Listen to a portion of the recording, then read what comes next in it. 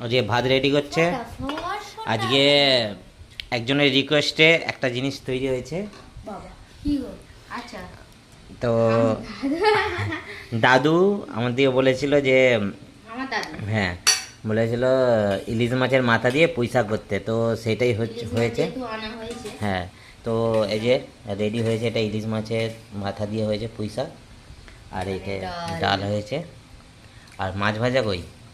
মাছ ভাজা এখন তেলে হাবুডুবু খাচ্ছে। আচ্ছা এইখানে হ্যাঁ। এই তেলে হাবুডুবু করছে যে ইলিশ মাছের তেল। এই দেখো ডিমবালা হ্যাঁ ও হ্যাঁ। লম্বা দেখেছো, একদম যেন জাহাজ তৈরি হয়ে গেছে। আহা গো, তেল দেখো দেখেছো তেল। জাহাজ।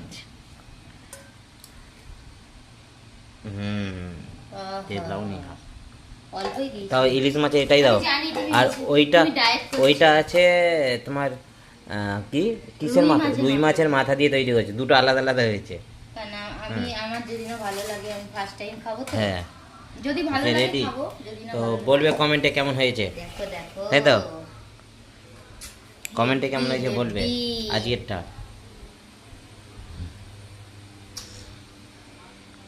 Tata bye by.